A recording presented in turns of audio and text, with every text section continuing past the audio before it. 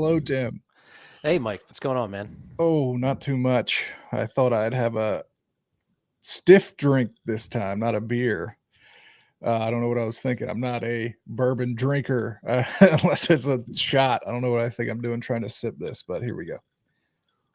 What kind of bourbon you got there?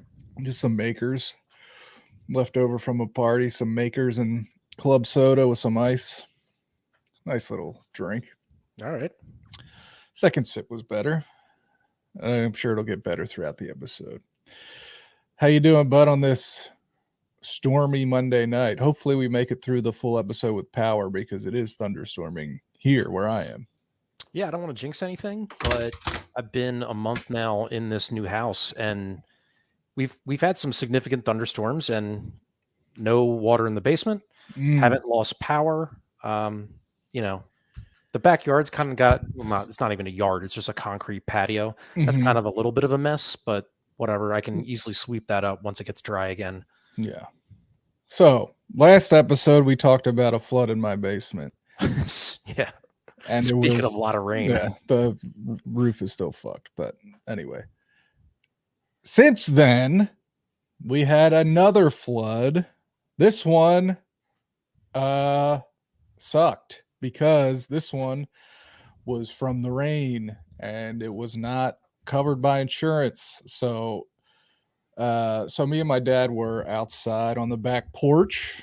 We got a TV out there. We were sitting with Sal watching the 30 for 30 documentary about the American Gladiators, which was very good. If anyone, yes. Did you watch it? No, but now I'm going to. Two-parter. So good. We were watching that, and as we were watching, it started to storm. So much so that it was raining so hard that we had the TV at full volume and still couldn't hear it because it was coming down so hard. So we finished watching. We come inside. I'm like, you know what? Let me just check the basement. I mean, it hasn't flooded down there in the rain in a long time. I'm going to go check. And we just fucking put in all this floor and carpet. Oh my God.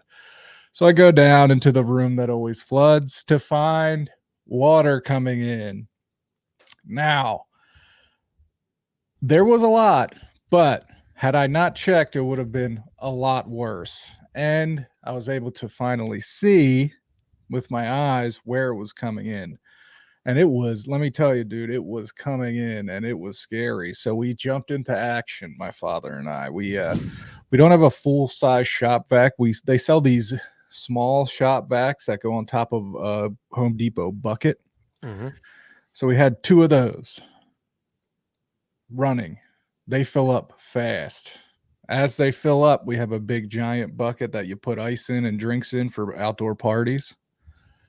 Dump those into the big bucket. Inside the big bucket, there's a sump pump sucking it out into the yard. So we're doing that. At the same time, I have to go outside in the fucking torrential downpour and lightning and clear off all these leaves and shit off of the part where the house is leaking, because basically this was my fault. This was 100% me being punished for being a lazy homeowner and not doing the shit I needed to do. Oh no. So this water's pouring in and we're fucking fighting against it. You know what I mean? Fucking sweating, dumping water.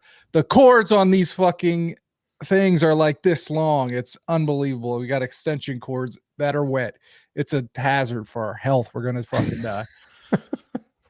But eventually, you know, the water stopped coming in. We were able to suck it up.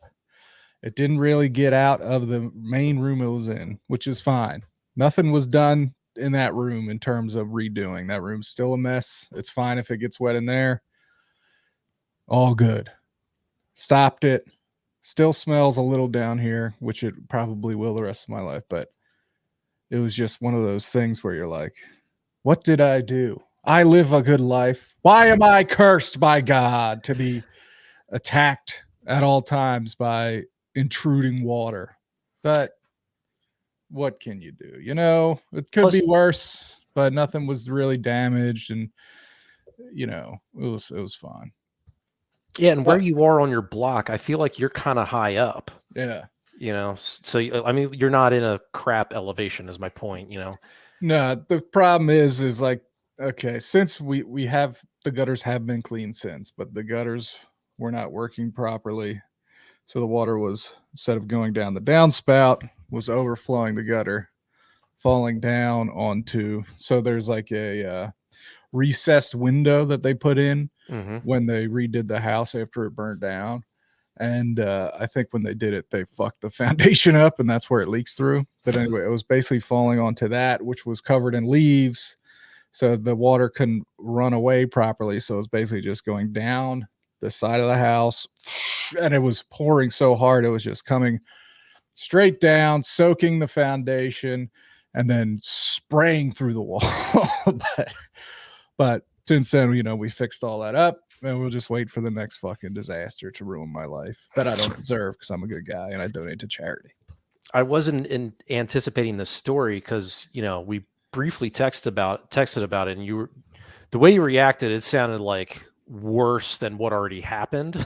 Yeah. So I'm glad you're able to like contain it just to the shit room, basically. Mm-hmm. Yeah.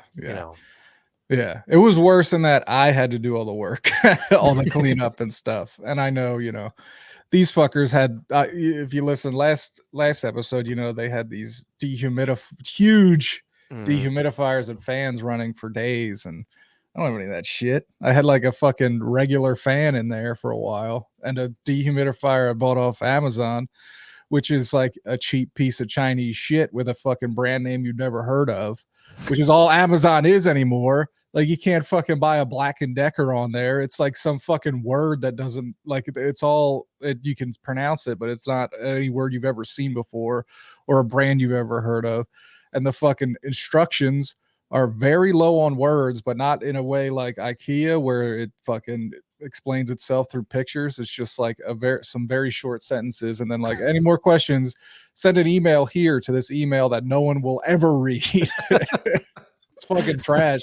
Amazon just like, what's the difference now between Amazon and Wish? Not a whole lot. It's just fucking crap they're shoveling to you, but you can get it the next day. You know what I mean?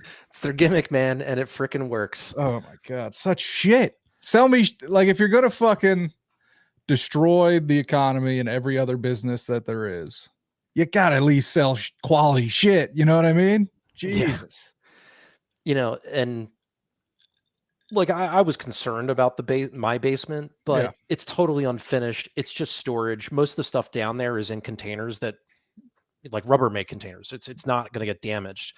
Whereas your basement's a fully finished, livable basement. So, and I get that, even as small as just the smell, that's annoying. Like even our basement kind of has a scent to it. So we try to keep the door closed. Yeah. But there's a litter box down there, and the cats kind of like it down there. So we typically keep that door open, and then like the first floor just kind of smells like a musty basement. But add in your scenario where you just had a friggin' flood in the room next door, and like, I can imagine it's just like a little dank, if you will. It sucks, but I don't think it smells that bad. I got a bunch of these damp rid things all over the place, and I'm running this dehumidifier at all times. I'm trying to be proactive, and once you sit in it for a little bit, you get used to it. Now, if I have company over, they might come down and be like, "It stinks down here," and I'll just be like, "You'll get used to it." What am I kidding? I don't have company. I have a kid. No more fun. Just kidding. This is Monday of I'm in a deep, deep depressive place, Timmy. I just started the final week of my paternity leave. Oh, after this week, it's fucking back to the real world, and I am not looking forward to it, Daddy. I think you've spent your time pretty well, though, from the little bit I've been following on the Twitter machine, and just from our little text conversations. It seems like you've been watching a good amount of movies. Brother, let's get into that. It's been a dream. So my dog's just fucking ape shit. So it's anything that Tammy and I want to watch together. It's very easy to watch. Anything I want to watch on my own, it's a little more difficult. But so during this quarantine, or not quarantine, sorry, during this paternity leave, which similar idea. We've been basically in the house the whole time. But we watched all of the Larry Sanders Show, which is like 6 seasons, which I've never seen before at all. And let me tell you, we fucking loved it. That's like the first show Sal ever watched, so he'll be, neurotic or funny. That was an HBO show, right? Yeah. Like that was a show that was on HBO that I would catch episodes here or there when I was younger, but it was typically the type of thing that once it came on, I knew it was time to watch something else. It just felt like too adult for me. Yeah, definitely. Back when it was on, it was like, it was late 90s, mid late 90s. And I'm watching, I want to watch The Simpsons. Right. Seinfeld.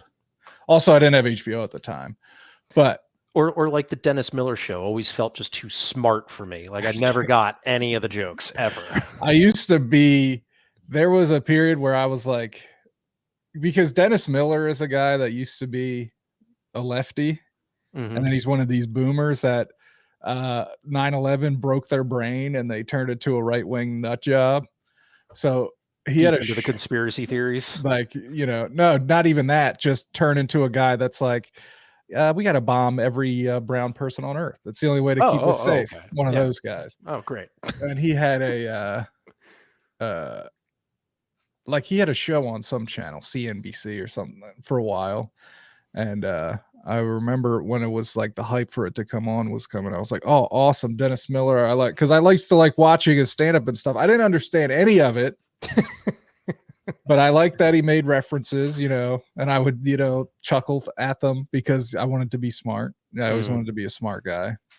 And, and his cadence, it's just the cadence, right? I'm going up, babe. It's like his head would bobble. Like, yeah. Sorry, I got off track. Then I started watching this show, and then my mom was like, what are you watching? And then I kind of thought about it, and I was like, all he was doing was like making jokes about John Kerry and stuff. And I was like, oh, wait, this guy's not on my side anymore. I don't like it. So I stopped watching that. But yeah, Dennis Miller, very adult. But Larry Sanders rocked. I'd suggest anyone watches it because it's like, it's totally in that, Seinfeld is currently super big online, and the whole 90s. It's fully a 90s show, and it's like every big there's like huge celebrities on it all the time because the premise of the show is he's a talk show host, like a Johnny Carson or whatever, and so like his guests are on the show and stuff, and it's super funny, super 90s. His house is hideous. I like, and speaking of that, after that, well, between that and what we're currently on, we watch season 2 of The Bear came out. Yeah, so I'm mid through that. Go ahead. Okay, cool. And that was 10 episodes, half hour each. That's 5 hours. We did that in a day. We just fucking not even that. That was like before lunch. Yeah, we knocked that out pretty quick, which is tough because it's like, Tammy really likes it to binge things like that, which I understand. It's fun, but it's also like there's no time for anything to breathe really. So it's like it all kind of, each episode is hard to tell between the episodes. It's just kind of one big giant lump. There's no time you don't have a week between episodes to think about them and stuff like that. Which, it kind of feels like a long movie when you watch it like that. For sure. Yeah.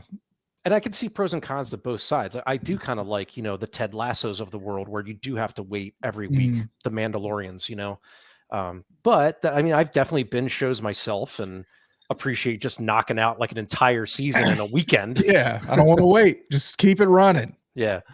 And then we went from that we started Curb Your Enthusiasm, which Tammy's never seen, which is, I think we're in season 6.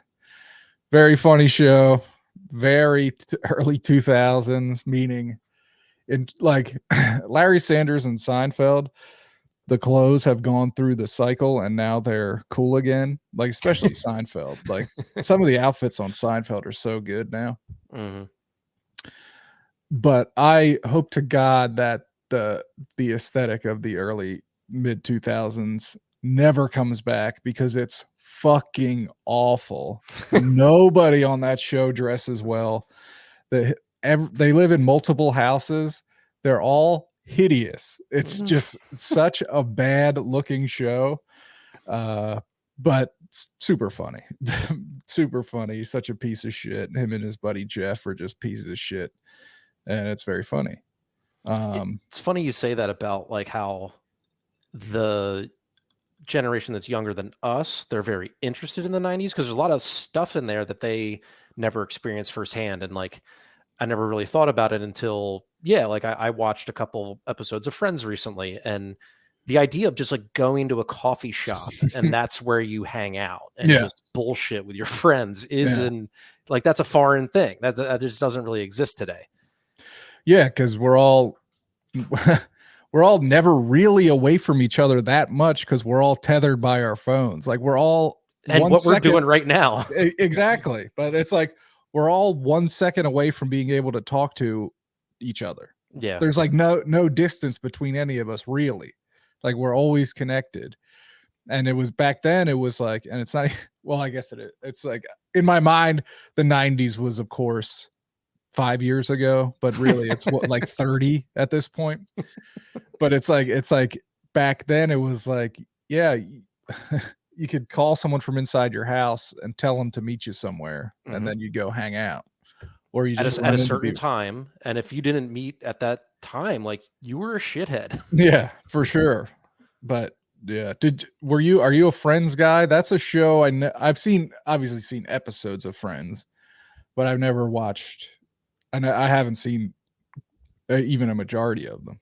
A lot of my friend girls and girlfriends loved the show Friends. Mm-hmm. I was always more of a Seinfeld person, and I feel like they were so close in the times that they were airing that like it's almost like Pearl Jam Nirvana discussion. It's like it's like I respect Friends, but I just prefer Seinfeld. You know, I prefer or I respect Nirvana. I prefer Pearl Jam. Right.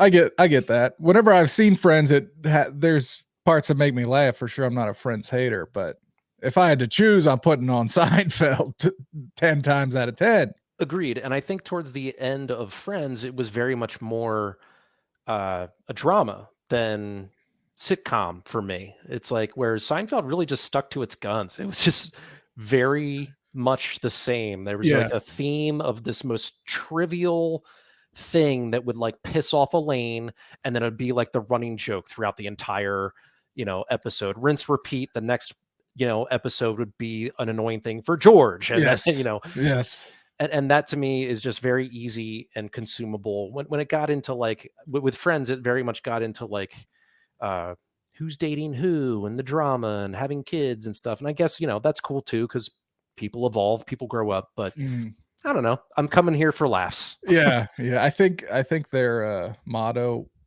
in Seinfeld, like behind the scenes, was no hugging, no growing. Like there was no character growth. There's no hugging and learning. It was just the same for shitty, selfish people doing shitty, selfish things. And it's even more so in Curb. Like every episode is it's basically the same. It's like some dumb trivial thing happens in the beginning. Then it 100% comes back in the end to bite Larry in the ass and make him look like an asshole. Like 100% of the time. But it works. It's very consumable and very silly. Doesn't age well in some aspects, but whatever. But yeah, since I moved, I haven't been to the movie theater, and I do miss it, and it's like irking me. Yeah. I really want to get out and see Spider-Verse. I might have even gone to go see Asteroid City because I'm seeing the hype, and I've always said that Wes Anderson isn't really my cup of tea, but another guy I give mad respect to. I do like his movies. But you saw it, didn't you?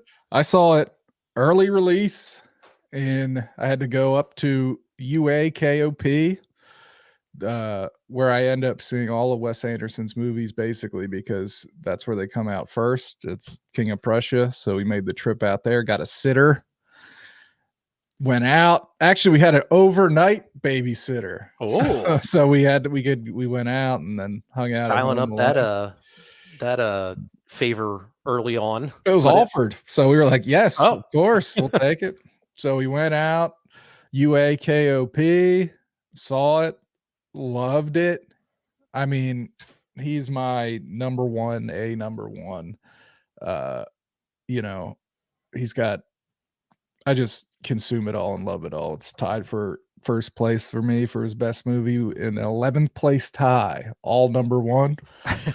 But I thought it was great. I need to see it again because it's dense, but I'm excited to see it again. I don't know if I'll be able to get out to the theaters again. That's tough, but yeah, until seeing a trailer, I didn't know. So Tom Hanks is in it, right? yes.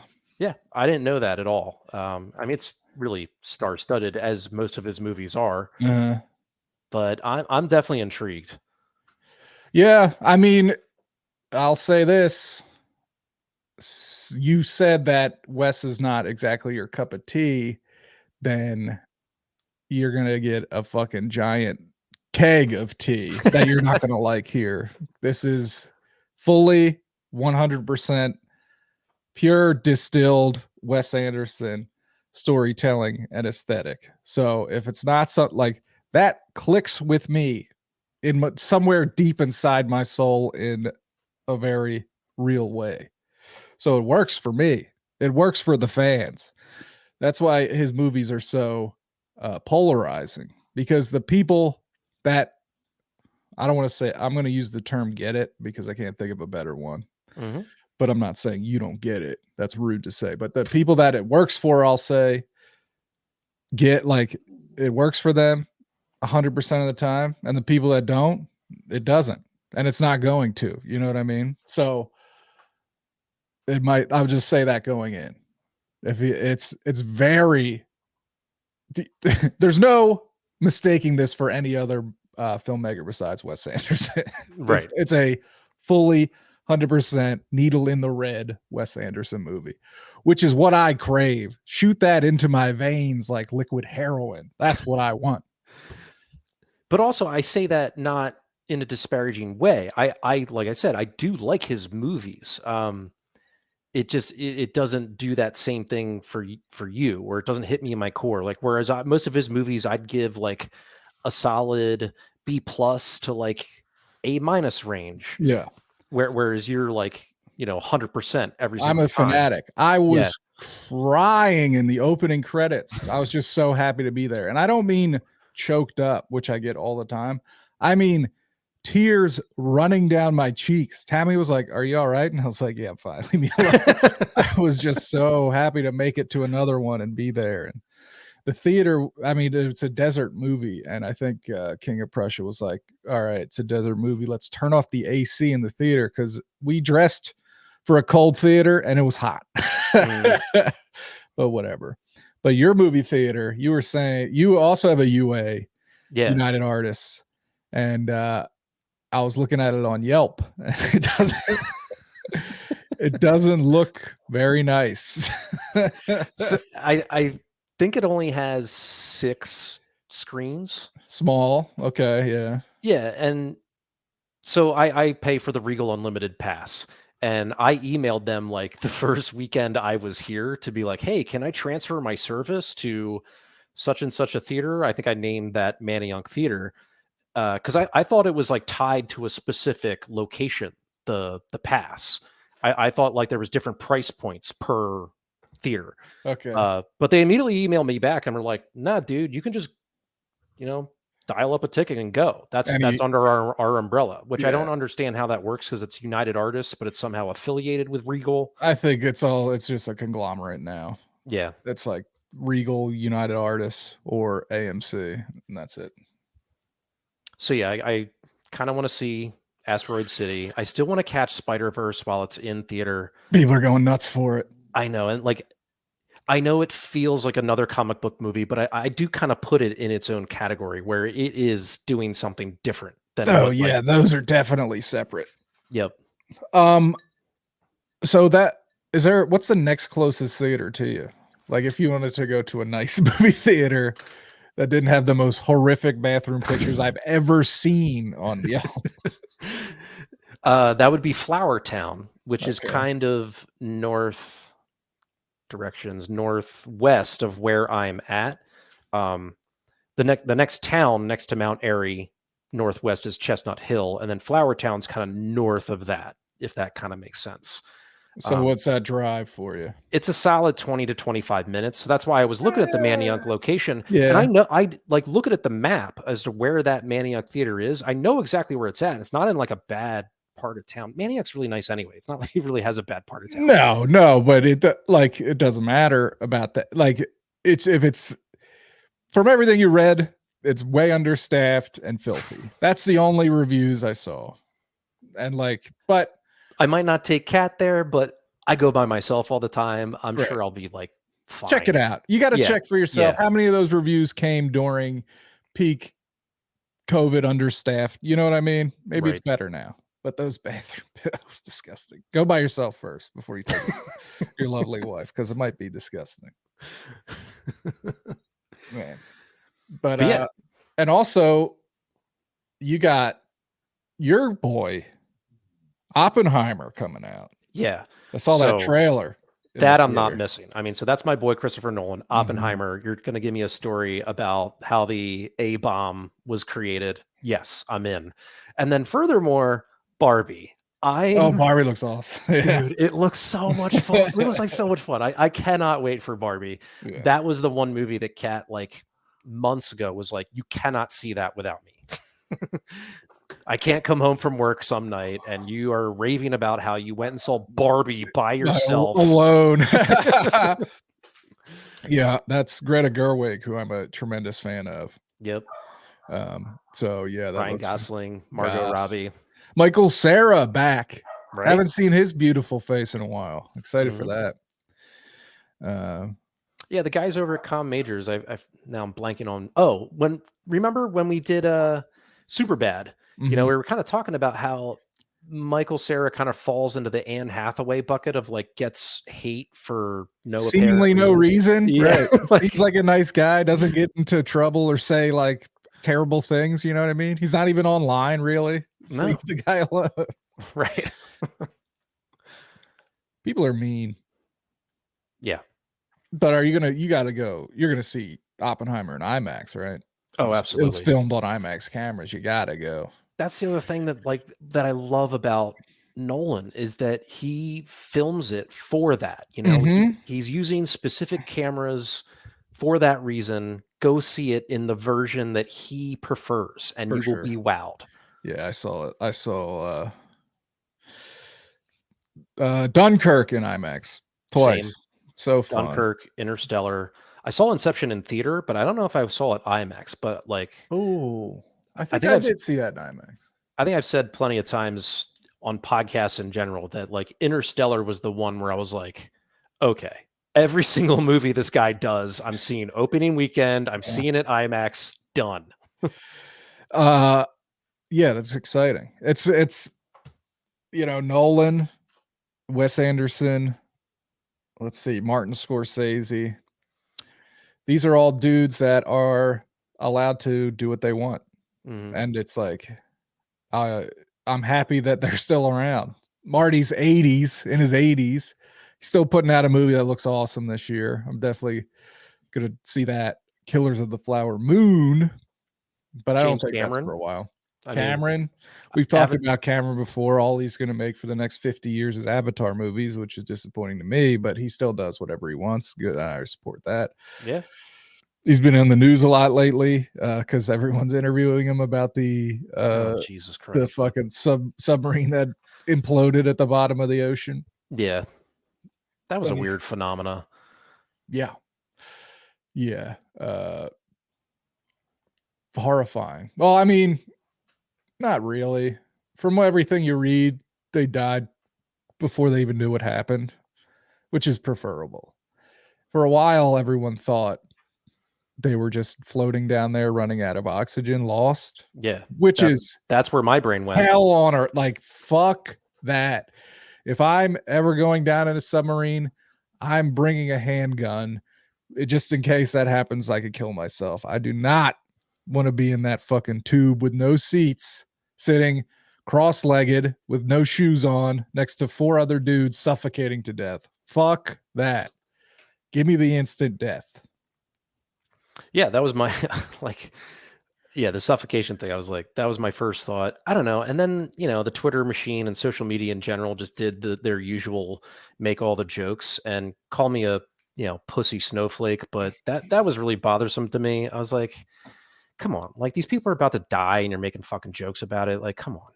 Yeah, yeah, yeah. I mean, I for sure, but it was fucking hubris, right? Yeah, It wa it was a little, it was a yeah, short sighted. $250,000 vanity fucking project that was made shittily. Everyone Yeah. said, "Your submarine is a piece of shit, you can't take that down." But what can you do? Yeah. Even rich people cut corners, I guess, buy discount products from Boeing that they were gonna throw out, use it to make a submarine to put humans in. No, they didn't. They bought it all on Amazon. I'm Oh, kidding. yeah, of course. Mm. So are you playing any video games? Yeah. So, me and a few friends actually, we all bought Diablo 4 when Okay. it dropped. I guess it was early this month, and so like me, Jim, our other friend Graham, who plays D&D with us, my own brother. Actually, we've run around a couple times, which is like, we live about 40 minutes away now that I'm like in Philly proper, Mhm. but it's still like a trek to go over to him because he's over in Jersey. Mhm. But it's nice that now, like, we have a video game to play with each other. Have we been like bullshitting about life while we're slaying demons? Not really, but No. it's still nice to just have like quality time with him. And I think I've said before that I think he's lonely over there in Jersey. So it's just not, I think it's just nice for him to have something to do with somebody, Mhm. even though it's not in person. I think he appreciates that. But yeah, and then Harrison, I played the other night with him and his cousin, and we ran around and really fucked some shit up. That was a ton of fun. Very cool. What It's is Diablo? What do you do in that game? so it's like an overhead uh, kind of D&D type game, but live, where you pick a class, and there's like 5 classes: barbarian, a sorcerer that's basically like a wizard, and you just run around into different areas and kill shit. But it comes at you live, so you kind of have to react in the moment. There's no saving your game. There's no pausing. You have to like go in and have a plan. Mhm. But if you group up with people, it gives you bonuses to like experience. It gives you a better chance to drop like cool ass gear. Um, and yeah, like the main thing is you do dungeons. So you like go into these dungeons, and they're like these set instances where at the end will be a boss that has like different attacks and mechanics that are you got to like kind of figure out on the fly and how to survive. And it's more, you can adjust the difficulty, but even at like the lowest level of difficulty, you will die a good amount. Like, it is not an easy game. um and it's been around since, like, so this is a Blizzard game. This has been around since like the 90s. Like Josh, my brother, he's been playing Diablo 1 and Diablo, well, he played Diablo 1, and then I think still today he occasionally jumps into Diablo 2, and that came out in like the early 2000s. Nice. um yeah, and then Diablo 3 came out in like 2012, 13, and I played that for about a year, and it was all right. I had many complaints and put it down and never went back to it. It's still very new with Diablo 4, so I don't want to pass too much judgment. I'm having a great time, and I think my reaction is so far very positive. But I think they added so much to it that it feels like overwhelming, like it's all encompassing, almost like another World of Warcraft, but in like a different setting, and Yeah. it's more dark and it's bloodier, and it's like it's kind of fucked up. Like, early on, there's like this group of townspeople that like turn on their priest and kill him because Nice. like the villain, basically the devil, told them to. And you kind of see it happen. It's like it's not lighthearted, that's for sure. Sounds cool as shit. It is very cool. It is very cool. Fuck. So yeah, Do you that's the game I've been addicted to for this month so far. That's good. That's good. We're, a Zelda household. We got Tears of the Kingdom. Oh That's yeah, also sorry. Everyone that's not playing Diablo 4 is playing that. and it fucking rocks. It's so good. Um, so yeah, that's basically we've been watching TV and playing Zelda constantly. So this has like been the best 5 weeks of my life. Also not sleeping at all, but no, Zelda's great. I love it. I did for whatever reason, Breath of the Wild didn't click for me, Oh, but okay. this, I don't know what it is. I guess I just have the time to put in. I'm just, playing it all the time. And I it's said great. that as if I'm like some Zelda player. I've never well, not never. I've played some of the Zeldas, but not avidly. Mhm. But so many people just like rave about them. Yeah, I got into Zelda late in life. The first one I ever played was Link Between Worlds, I think, on the DS. And I did that in like 2015. And yeah, I've been playing since then. I wasn't as a kid, way too hard for me. I was not one of these kids that was good at video games. I've always liked video games, but I didn't get good at them until much later. And I'm not even that good, but as a kid I mean the first one on Nintendo, I don't think I could beat it now. It's too tough. Yeah, it was tough at the time when I Yeah. was like better at video games. Yeah. And then their Zelda 2 is the one we had in the house, and because I had an older brother, so he had, I mean, the first system I remember around was the Nintendo NES. Mhm. Bunch of games on that. And then, but I mean, in the house, in like the laundry room boxed up, there was like an Atari and a fucking ColecoVision. So there's always games around. And then the first system I got was, I had a choice. It was my birthday. What do I do? Super Nintendo, Sega Genesis. Tough call. Oh, I went Sega Genesis. I made a fatal mistake because it came with a pack-in game. I could either get Streets of Rage 2, which I loved and played at my friend Jonathan's house every weekend. We were there, Streets of Rage. For whatever dumb kid logic was going on in my brain, I was like, Jonathan has that, so I'll get Super Street Fighter 2, which for a kid that's not good at video games, often does not have someone to play with. Getting Street Fighter was a mistake. It sucked. It's too hard to fight the computer now, especially then. It's not that fun to play one player fighters, I don't think. And that sucked. I should have just been, if I would have just got Streets of Rage 2, I'd have been happy as a pig and shit. Still haven't beat that game. Very hard.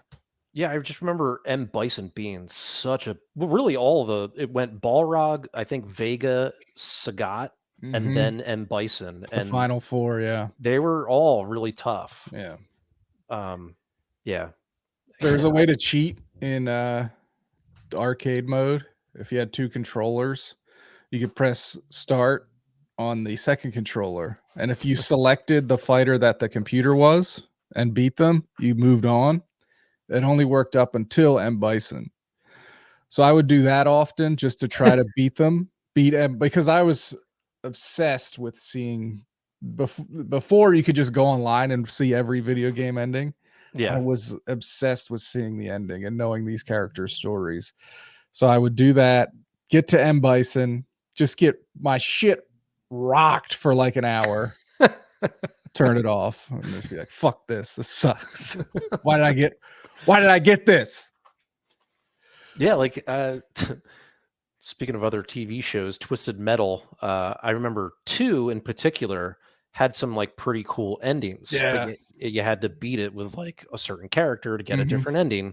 And like some of the characters I just hated because I just didn't think they were very good. Yeah. I remember Sweet Tooth, the freaking ice cream truck, like he had a special attack that would do a lot of damage, but he was slow as shit. He handled like crap. Yeah. Like he was so big, he was easy to hit. Yeah.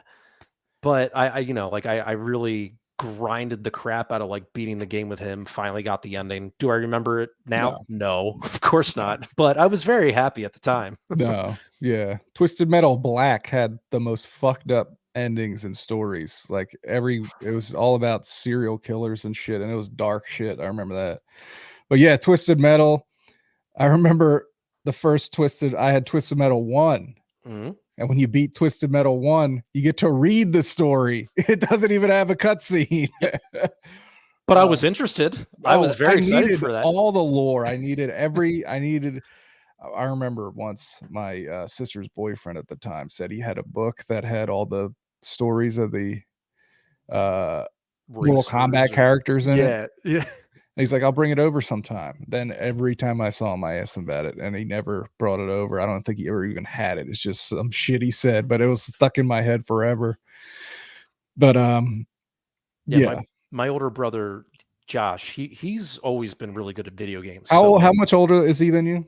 5 years. Okay. So yeah, like I used to like watching him play to get pointers, you know. Same, yeah. And I never was as good as him, but he's so methodical, and especially when it came to like the role playing games, it was, you know, it was a lot of downtime of him like organizing his like inventory and stuff like that, that any normal human being would think is boring. But of course, I'm there just enthralled with how his brain worked. It was just so interesting. Yeah. Even to this day, like now that we were running around in Diablo 4, you know, he likes to take things slow, and that's cool with me. I'm just hanging out, drinking beers, you know, killing some goblins and ghouls. But because he's so good at video games, he does get a little snarky and like, well, I don't really like this about the game. And I'm like, come on, man, this is a blast. You just like melted that guy with whatever blast you just did. Yeah, I've tried many, I wouldn't say many, but I've tried several different times in my life to get into RPGs, and it's just not the way my brain works. I can't do it. There's too much left up to me where I'm paralyzed by choice, and I think every choice I make is wrong. And especially I remember Diablo 4. Don't ever. The most recent one I tried to get into was Chrono Trigger on the Super Nintendo, all-time classic RPG. And I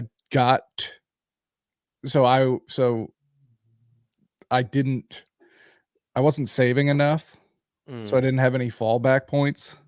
And then I got to a spot where I was basically trapped, and I was way overpowered, and there was no way I would ever beat where I was at, and I had like no way to get out. So it was like, start the game over, and I put some hours in already, or walk away, and I chose to walk away. But yeah, I have a little bit of that with Zelda too, like games that are so big and you're just left to do it your own way. I'm always like, every decision I make, I'm in my head like, fuck, I shouldn't have done that. I should have did, you know what I mean? It's like, is this what I want to do? It's paralyzed by choice. But well, I feel like so many games nowadays have RPG aspects to elements. them. Yes. Yeah. So we shouldn't just like blanket statement all of them. But when I say RPG, I'm talking about turn-based combat, straight up, walk around an overworld, and then get sucked into a fight. Yep. No action elements really at all. And so much of your shit is knowing how to organize your menus and stuff, like you were saying, like all that shit that I just don't know how to do. Oh, fuck. So speaking of video games, my cousin Joe, who used to live here. Yep, I remember Joe. Recently came over and spent the night. And when he lived here, we would play games a lot. Specifically, well, towards the end we were playing Fortnite, but before that we were playing a game called Rocket League. Have you ever heard of it? Oh, of course. Super fun. And we were like, hey, it was getting later in the night. We've had some drinks, you know what I mean? We're feeling good. Later in the night, we were like, hey, we should just hook up the Xbox real quick and play Rocket League. It's like, fuck. Hell yes, let's do it. So I grabbed the Xbox, hook it up, turn it on. Let's go. Let's have some fun. We're ready for fun right now. Xbox turns on. Hey, are you ready for fun? Yes. All right. You got to wait an hour because I have to do a system update for you to play any games. Always. Oh, great. I forgot how fun games are. So it's like, oh shit. Okay. Do that. Do some other stuff. Oh, it's finished. Let's get into Rocket League. Yes. Click on Rocket League. Rocket Leagues. You ready? Yes. You don't have Fun. to wait. Because now I have to do an update. The system updated. Now it's time for me to do a huge update. This update's bigger than the system update somehow. Great. All the fucking excitement that was peaking is gone. So in the interim, you know what we did? Went into storage, pulled out a PS2. First time it's been seen the light of day in years. Hooked it up to the TV, put in Madden 2004, turned it on, played right away. Wow, what a novel concept. This video game I own, I could play whenever I want. Whoa, why did we ever lose this? I don't know. Is it better now? It's hard to say, but that was way more fun than watching a bar slowly fill up. Being like, well, I don't know. Yeah, this will be fun when we get to play. Now, when we finally did get to play, after we played a couple games of Madden, which was a blast, I got rocked by my cousin. But it was the team. We picked random teams. I had the Seahawks. Their playbook sucked. 2004, I mean, was like Beast Mode. I don't even think Beast Mode was there yet. It was Sean Alexander. Oh, okay. And it was total West Coast offense playbook. They didn't even have a shotgun option. It was Hasselbeck there? Yeah. Okay. So it was like, and he was, I forget, he was playing more wide open, and I didn't have an option for it. Like the playbook wanted me to grind it out, which wasn't happening. But anyway, we finally did get to play Rocket League, and it was a fucking ton of fun. But god damn, that has to be the worst part of modern gaming. Like oh fuck, like the that is eliminated. The dude, you know what I got for this fucking? Let's play right now. Let's have fun. And it's like, no. Yeah, I'm pretty sure my parents still have in their attic my Sega Game Gear, Hell and I had a buttload of games for that. And yeah, really? like, to this day, you could just plug it into the wall and plug in a game and fire it up. Hell yeah, on that fucking tiny screen. But you could play it in the dark, full color, backlit. Couldn't do that with the Game Boy. Have you ever seen Swingers? Yeah. Like, remember when they go to Vegas and they get in the car and they're like super pumped and Vegas, amped. baby, Vegas. Yeah. And then, they're coming from LA. It's Vegas isn't right. Yeah, exactly. It's not right next door. So that's what your story was reminding me of. 100%. By the time they were pulling in, they were like kind of tired, yawning. Yep. Like all that fucking hype has gone away, and it's just like, all right, we're here. I guess. Oh, it updated. I guess we should play. It's really late, and I'm really tired now. But Jesus, fuck. So you like my shirt? So I'm always up now, super early, because my kid gets up super early. So I got this email from Vampire Weekend that said they're putting out Vampire. They're putting out these sets that is like, it's called Frog on the Bass Drum. And I was like, I don't know. It's 4 a.m. I'm delirious. I'm going to drop money on whatever this is. So basically, no self-control right now. I can't say no. And so it's like they're doing these limited runs of like, it's like some live from their tour, and then it comes with a t-shirt. I got an extra large, which is like, this shirt is fucking huge. Okay. It's tough to know because sometimes sizes are all over the place. Sometimes you get a large and it's skin tight. Sometimes you get a large and it fits right. Sometimes you get an extra large, you're fucking wearing your dad's nightshirt when you're a kid with no pants on to go to sleep. But anyway, so it came with it, and there was like a vinyl, which is fine. I mean, every like limited release thing now is on vinyl, which is okay. Some people love it. I'm okay with it. I mean, it is what it is. So I got it, and it came with a newsletter. It's very cool. I played it on my record player, once. It's the records are cumbersome. Do you have any vinyl at all? Do you have a record player? I have Because it both. really is the thing now. It's been the thing for a while. Yeah. This fad has had staying power for sure. Yeah. Yeah, Kat got me a record player for like a birthday one year, and she bought me a couple Thrice albums on it. Nice. And that's where the record collection stopped, because I was, like I was still living in an apartment. Now maybe that I have a little more space, I'll look into it again. That's the thing. They Yeah. take up space and they get heavy. So I think that is actually what that bad boy was initially made for. 'Cause Really? that drawer pops open, Oh shit. and it's just this huge cavernous space there. That's the thing my dad built. He And built that. he built that in like college. That's cool as shit. Yeah, that was like one of the first things he asked about, like when we moved in here. He was like, "So did my cabinet make it?" I threw it out. That thing you handmade 100 years ago. I have no attachment to that at all. It's trash.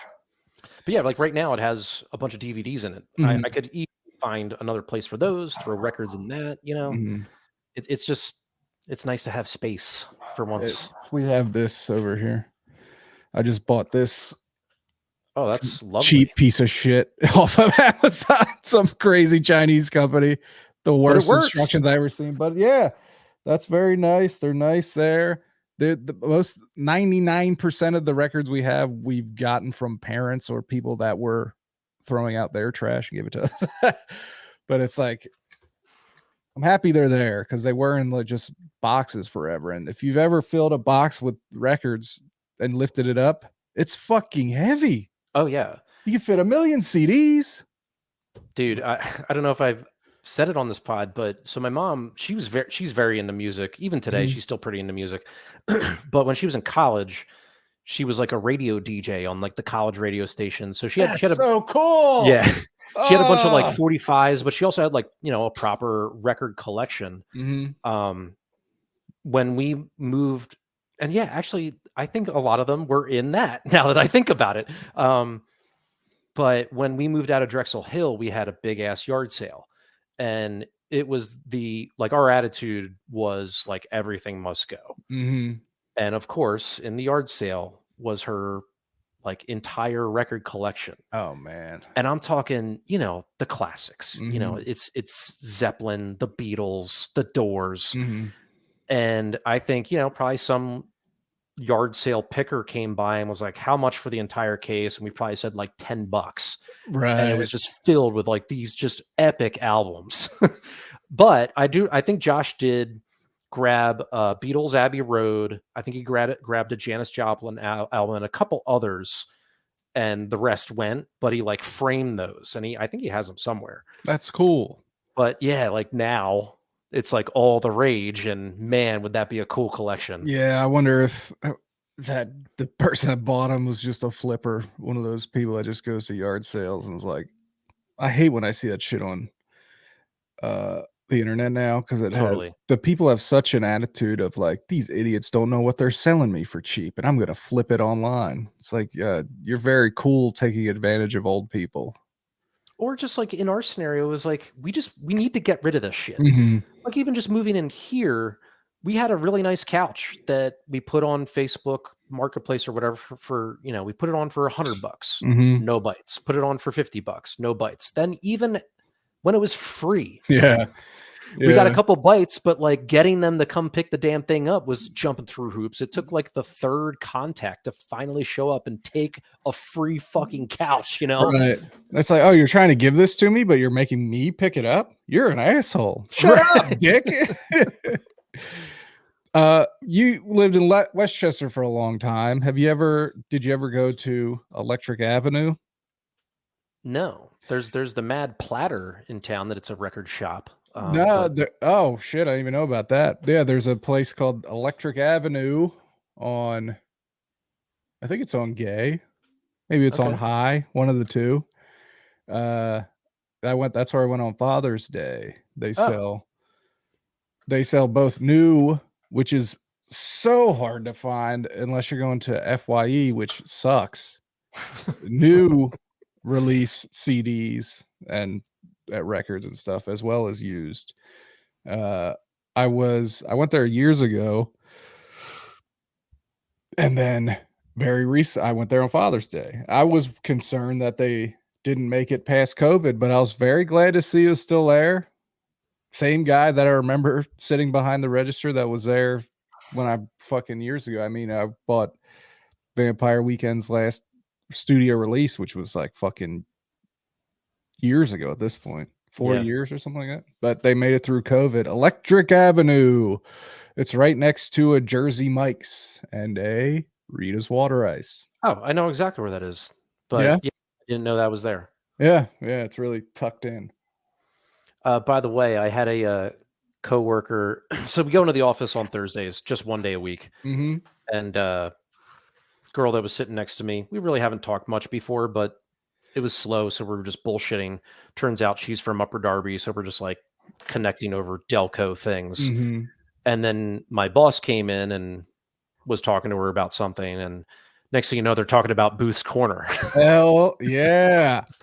Let's go. And then like they just were describing all of the meat stuffed in pretzels, situation. And they're talking about the arcade because or I mentioned how I was like, oh yeah, my friend, he goes there and plays pinball all the time. Mm-hmm. And they're like, oh yeah, there's an arcade there. And yeah, they're just mentioning all of the other like weird shops and stuff that are there. Have you? Yeah. You've never been there? I've never been. It's worth it to see it once in your life, at least. Right. You can get some good food. It's Booth's Corner. If you know it, you fucking know it. Right. Very strange place. I'll send you a picture. I just took a picture. I was in there the other day, and by the ATM, they had in the bathrooms, they have all these pictures of like, I guess the owner or something with famous people. And what the fuck is this dude's name? So, the movie Escape from New York? Yeah. John Carpenter movie. Why am I blanking on the star's name? Russ. Is it Kurt Russell? There it is. But the guy that drives. Shit! You can't say it. That guy. Okay. Yeah. He drives the cab in the movie. I can't think of his name, but he's like a famous guy. He has a famous clip on the news. He was on some news show when he was super old, and they were like, "What's the secret to such a long life?" And he was like, "I masturbate a lot." Good advice. I gotta get his name. Let's see.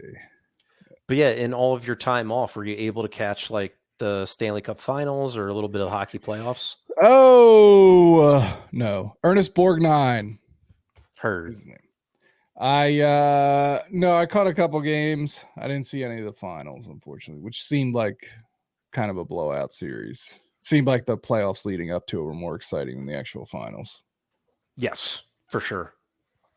Yeah, I mean Vegas kind of killed them. Trucked them. Yeah. Yeah. I mean it's kind of a crazy run. They backed into the playoffs, 8th seed, and went all the way to the Cup. The Florida Panthers I'm talking about. Yep. I think that, just injuries started to take their toll. I mean, Matthew Tkachuk broke his sternum. Yeah, and still tried to play because, hockey players are lunatics. Are fucking insane, yeah. Yeah. No, I did not. But yeah, good for Vegas, I guess. You know what I mean? I've been a fan ever since they entered the league. So, yeah, good for them. Golden Knights. I bring it up just because, like, during the playoffs and then now that it's been over, I've been listening to a lot more hockey podcasts just because there was a lot of exciting stuff going on. And especially as a Flyers fan, a lot of stuff. Yeah. Yeah, exactly. With Danny Briere trading Provorov, we talked about that last week, but they've made some front office hires. And like right now there's a lot of buzz around certain players probably about to be traded and stuff. I mean, we're right on it. A couple big trades that seem to be, is it going to happen? Is it not? But totally. Yeah. But yeah, and just like listening to podcasts, like there's certain, and we all do it in general, not even when it comes to sports, just in talking and communicating. There's certain filler words we fall back on that I don't even think we realize we do. Even the saying, you know what I mean? Or, You know what I mean? Yes. yeah, like, You know, you know, yeah. Cole Hamels used to say that a lot. Like every sentence he'd be like, it's like a Yep. tick. Yeah. And it was even worse when he was younger, and you could see that like someone was coaching him to get that out of his interviews, because he got better at it when he was getting older. But yeah, like I started to notice that, and I'll get this one out of the way first because it's like very easy. Just I want sports people to just remove it from like a disclaimer of barring injury, or, well, if they stay healthy. It's like, it doesn't need to be said. Yeah. Like, it just doesn't need to be said anymore. Like, obviously, if in football, if Jalen Hurts blows out his knee, then yes, they're gonna have a tough season. He's the best player on the field. Like, you don't have to make that disclaimer before. We don't need the qualifier. There it is, the qualifier of like, you want to make some prediction, and, well, I mean, if Matthew Tkachuk gets hurt, then they have no shot. And it's like, well, yeah, he's their best freaking player. Like, I don't know. It was just something that started to irk me, and it's not just in hockey. I just noticed it recently, and then I started to notice in other sports podcasts too. It's like, you don't need to say that. It's just, it seems like it's filling a word count. Like, it's just saying something. Or maybe, covering your ass or something. It's a 2-person podcast, and one person's been talking for a while, so the other person just interjected with, well, barring injury, as of course, a way to get a word in. It's like, just let the other person talk. It's fine. You can be silent for 20 minutes straight. It doesn't matter. Yeah. But yeah, the other thing that started to really irk me was telling us, the listeners and the fans, that like, well, this team's kind of strapped by the cap. And I'm like, now this is kind of a boring conversation, because Jesus Christ, the cap ceiling. What is the word I'm looking for? Yeah, like the salary cap. The salary cap itself is like not a fun conversation. It sounds very like litigious and in the weeds, boring. But when it comes to the NHL, it's pretty cut and dry. It's like, here's the freaking number. You can't exceed it. And there's not much wiggle room. Whereas like in the NBA and the NFL, it's very, very complicated. I don't understand it at all. When I try to start to look into it, or like listen to people that know how it works, I still get confused. It's so convoluted. The NHL is not. And so I looked this up today. The salary cap in 4 seasons ago, so 2018-19 season, was $79.5 million. That's the cap that every team has to spend on players. Do you want to know what it is for this upcoming season? Tell me. 83.5. So it is going up $4 million in 4 years. $1 million per year. Yeah. Like, it's been increasing pathetically. Yeah. So you don't need to tell me that, like, teams that are legitimately competing, I'm not talking about the fucking Arizona Coyotes that are about to be relocated or whatever, that are like, they never will be. It's crazy. Why are they so dead? Is it because people want to go to Arizona and play golf? You know what? Like, why do they need to have that team there? That has never worked since its inception. Atlanta had a team for what, 5 years before they yanked it? Right. You know what I mean? They gave it a shot. It didn't work, and they immediately pulled out. And now they're in Winnipeg. And now Arizona's playing in a literal college stadium, which, I mean, it'd be cool as shit to see an NHL team in a college stadium. Don't get me wrong, but it's, your fucking business. It's embarrassing. It's very embarrassing. But yeah, like, outside of them and like 2 or 3 other, like the Ducks, and I'm missing one other team, that's the Blackhawks, they're actively tanking. The rest of the teams, they're trying to compete, and they're all very close to the cap. If you want to talk about certain contracts that are bad, sure, we can have a fun discussion about that and dunk on some general managers that handed out some bad contracts. Chuck Fletcher. Hey, rest in peace. But like, yeah, right. RIP. But like, it's another qualifier that you don't have to put on really any of the teams. The salary cap is very low to begin with before COVID happened, and now it's barely going up. So yeah, teams can't pay their players. It's just all there is to it. Why is it increasing so little? Because this is what owners and players negotiated. Like, I mean, I love the sport of hockey. That doesn't mean I'm like a huge advocate for the NHL. I think it's a very poorly run league. Mm. And this is just one of the many examples. Like how it's not that they're, I don't want to say that teams are punished, but it does suck that like if you do your job right as a GM and draft correctly and groom these guys and like develop them, and then they become superstars, you can only retain so many because you have this really badly restrictive salary cap. Mm-hmm. You have to jettison some of these guys because you just can't pay them. Is it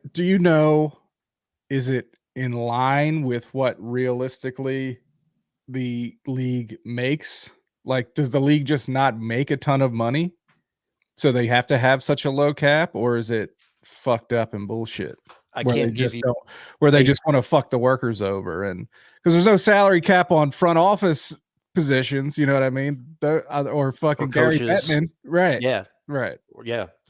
I mean, I don't know that for a fact, but like in comparison to the other three major sports leagues, it's, you know, if you had a graph of like all four, the NHL is pathetically inclining, while the other ones are inclining at a steady rate. Which also is fine. Like, so much, like, I don't think there's a problem with knowing your audience, and any growth is good. It's like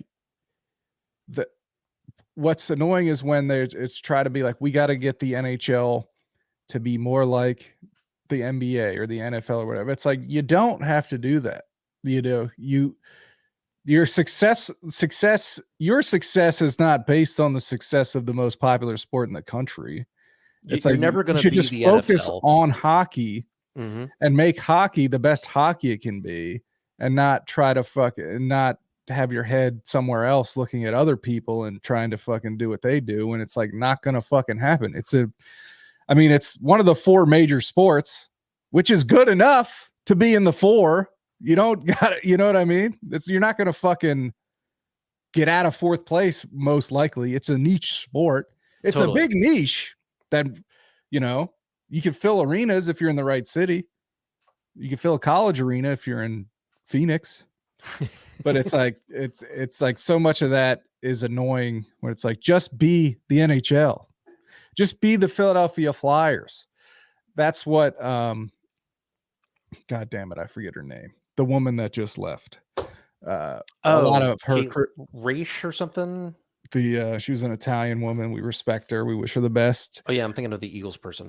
Yeah. I know who you're talking about though. But she got so much heat for coming in with all these ideas to like, we're gonna modernize the culture or whatever, and it was like, you don't, you're doing it wrong. Like, it's like, we're gonna make the sound system in the building the loudest thing you ever heard in your fucking life. And it's like, no, like, if you're lucky enough to have the Flyers fan base in the NHL, don't fuck with them. Don't try to, like, it's like, well, we got to grow this fan base. It's not going to happen. There's only, first of all, Philadelphia is surrounded by other major sports markets, right? Totally. So it's like you have space that's limited in terms of the people you could get. You have enough people to fill the building every single night the entire year. Obviously, you've done it since forever. It's like you're thinking too much about changing what you are to get to some goal that doesn't even really make sense. You know what I mean? The NHL does that when it's like, you're already a major sports league. You don't have to fucking change your graph that's going up. If it starts going down, then there's conversations, right? But if it's going up, you're going up. You're successful. You have 30 fucking teams. I just think that the rate it's going up is pretty pitiful. But what are you going to do? Right? How do you change that? Yeah, I think this, my argument back to the salary cap is just that, owners got their way. They don't have to Always. they don't have to pay that Mhm. much money to roster a team, Right. despite it being, a 23 person roster or whatever. Right. And, just Who are destroying their bodies, yeah. who are fucking right. Right. I mean, I don't want to cry over the Chicago Blackhawks, but objectively, even as a Flyers fan, after the 2010 run when the Flyers lost to the Blackhawks, Mhm. that offseason, the Blackhawks had to offload like Everybody, all these guys yeah. because they just couldn't afford them because the Mhm. salary cap is so restrictive. And like, I know that you want to have a nice balance of that to like equal parity throughout the league because like that does happen in the NBA and the NFL. You can't keep everybody, but like, I don't know. It feels like teams are being punished for doing shit right. Like you drafted Yeah. these guys, you got them to where they're supposed to be and being superstars, and now you have to like jettison them. Mhm. Like I don't know. It to the rate that it happens in other sports, it just doesn't happen. And I don't know. No, it's a the You got players get fucked. you got to hope for like look at Boston. You have your Patrice Bergerons and Creechies that come back on these like sweetheart deals just because they like Boston, but Yeah. they're the anomaly. Most Yeah. players don't do that. So they're able to roster like a flat out dream team because these absolute all-stars said, you know what, just give me a couple mil. I don't need the like 9 that I should be getting paid. Right.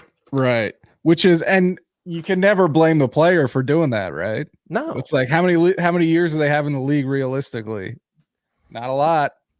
And then like I also kind of the player should ask for more money. Like they should get paid what they're worth. Like, back to Jalen Hurts, like I couldn't stand the subset of fans that were telling him to take like less money to help the Eagles. It's like, Shut the fuck up. fuck you, man. He's like a top 3 player in the league. Let him get paid. I know.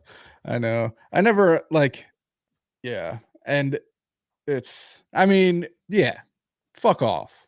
It's the league makes, if the league makes $1 million, the fucking player should get 900,000 of it. If you ask me, Right. I mean, it's that, but it's like the conversation about do athletes make too much money is a different conversation, but it's like, that's the idea of like, I would play in the league for free if it was me.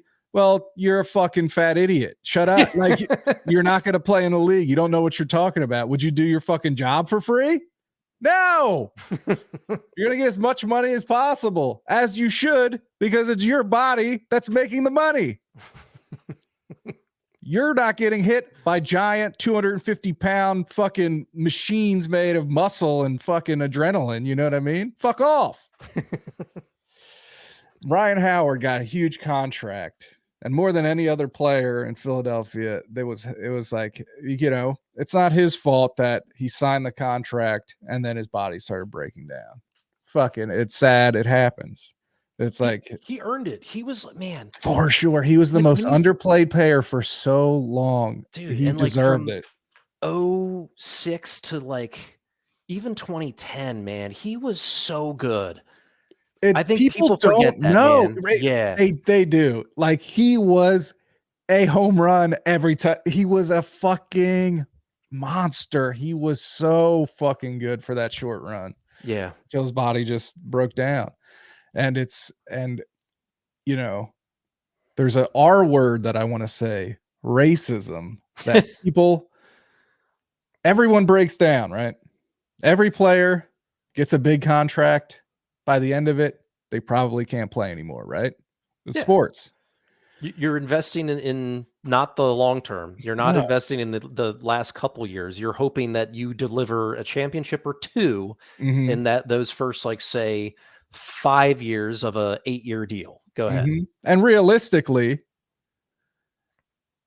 when you think about it, the contract sometimes, part of your big contract has to be in everyone.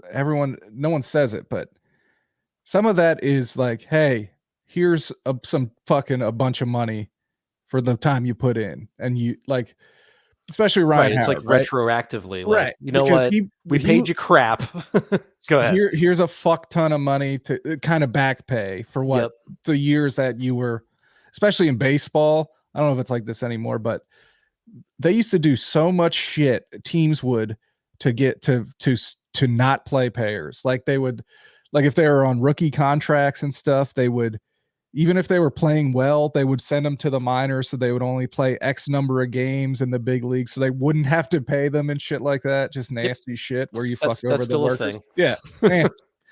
But At least I think it is. but like it's more than any other player I can remember. People would hate Ryan Howard for that contract. Like he's making so much money. It's They like say it about Bryce Harper today. I know. Now, but I hear you. I feel like it was more with Ryan Howard, probably because the because racism he's in there. black. Yeah. And Philadelphia has problems still. but yeah, it's like if I'll never like, yeah, the whole fucking I just hate fans. I want them all to die. Start earning that contract. Shut up. It's like, what? What do you? It's tough. Whatever. And Bryce Harper, I mean, now the way, I mean, I feel like sports are destroying the US economy. Like, I think they have more to do with inflation than raising the minimum wage to $15 an hour. You know what I mean? It's like, wait, now players are making $100 million. It's like the contracts keep jumping up in crazy amounts of money. It's like money doesn't mean anything anymore because of baseball. But the good thing is Bryce Harper now is like on a deal. It's like we signed him to this huge contract that now is nothing. Right. Shohei Ohtani's going to probably get $1 billion. And he kind of deserves it. Absolutely. He deserves a pitcher's and a hitter's contract at once. It's going to suck to watch him play for the Yankees or the Mets. Yeah. Well, whatever. At least the Mets suck shit right now, so that makes me happy. I did not. It's so hard to tell when the Mets are bad because they always beat the Phillies. It's like they usually do. Yeah. Yeah. I was texting my buddy who I like a lot, but he is a Mets fan. He's a good guy. I love this guy, Jamie. He's like my mentor at work. Great guy. I love him. But he's a Mets fan. Listen to this lineup: Mets, Bulls, Dolphins, Islanders. Oh, jeez. But he's totally open about it, though. He's like, they were the best teams when I was a kid.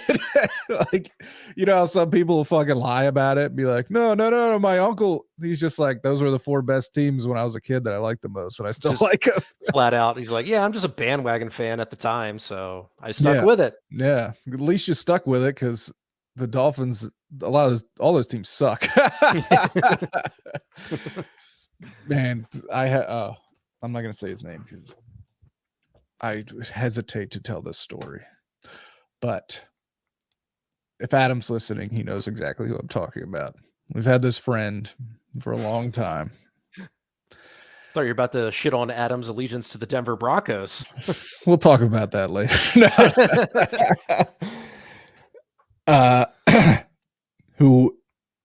He's a bandwagon fan, full bandwagon fan.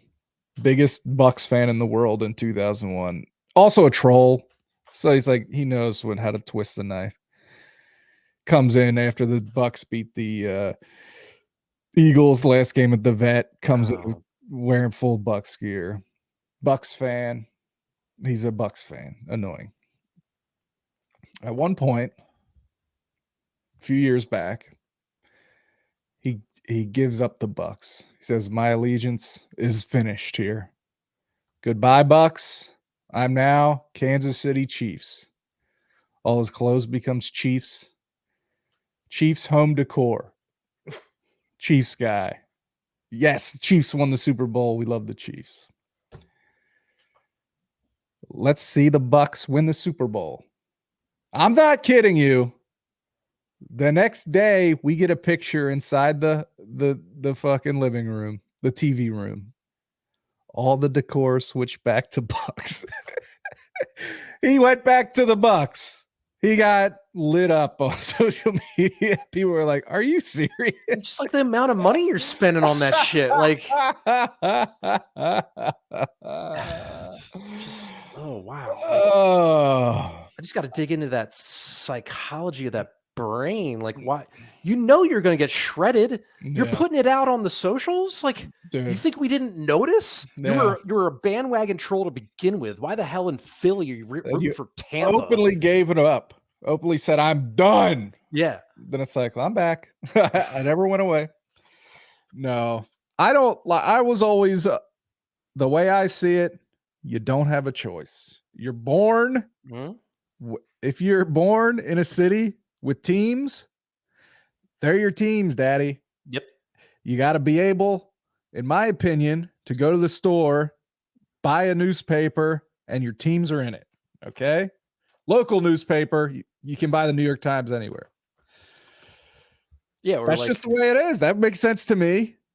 There's like you're in the city with this team. Those are your guys. There's a local bar 10-minute walk from here, McMenamin's, and gone there a few times, watched the Phils or whatever. It's great. It definitely feels like, I always reference this bar Jitters in Westchester, and it sounds like it should be a coffee shop, but no, it's a bar, and it is a locals bar. It very much has that feel. It's such like a interesting melting pot of demographics, like rich, poor, black, white, gay, straight, like all of them. They're all there. Okay. Is it like a dive or is it like a restaurant? It's a little of both. Okay. It's got plenty of tables. It's got a little outdoor seating. It's got a decent menu.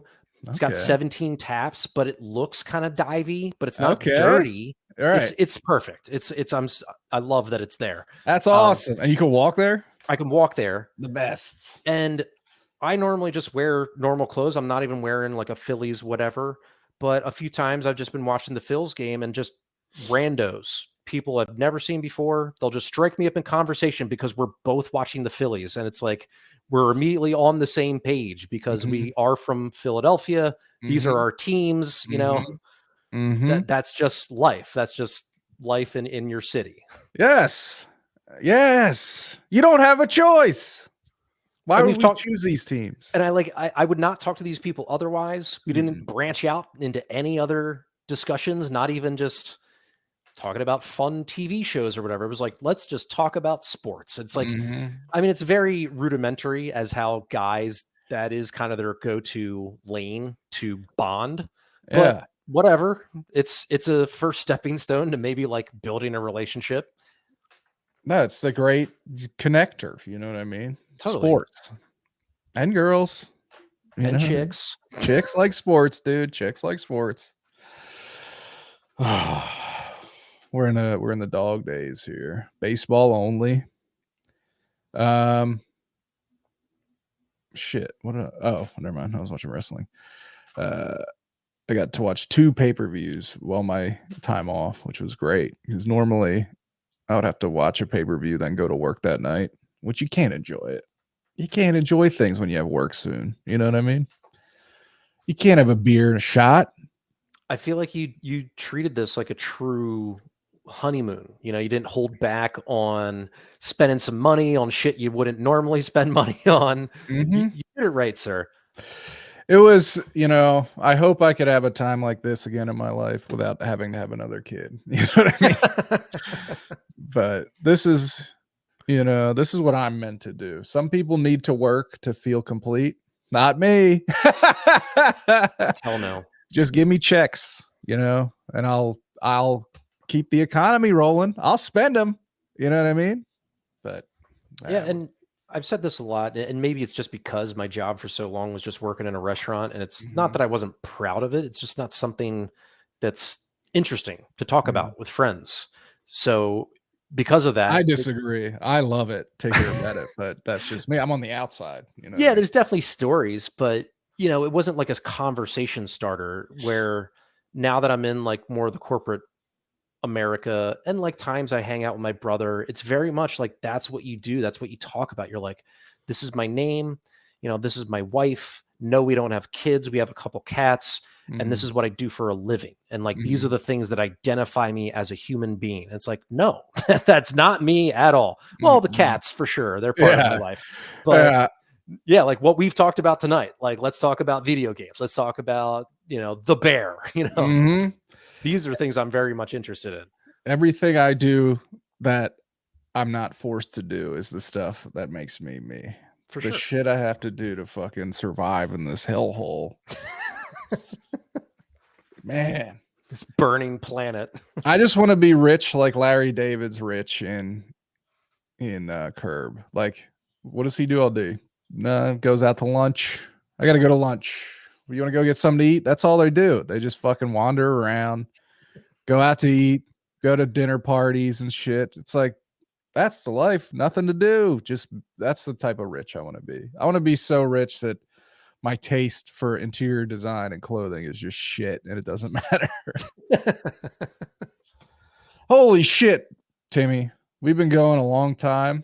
We're almost at an hour and a half, man. I could keep going, but I gotta go. I have a kid and he's not here right now, so I do want to sit around for a couple minutes and do whatever I want. Yeah, man. Get some time to yourself.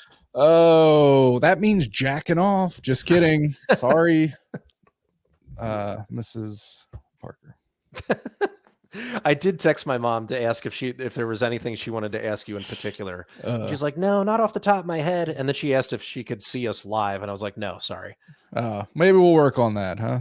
Then Yeah. she could chat in and ask questions, but she's our number one fan. She totally would ask questions on the fly. She's the best. We appreciate the support so much. Do you know, does she listen or she watch? She watches. Yeah, cool. She just fires up her iPad. I send her the the link. link. Yeah. Love it. So, yeah, so if you're listening and you want to watch, we're on YouTube.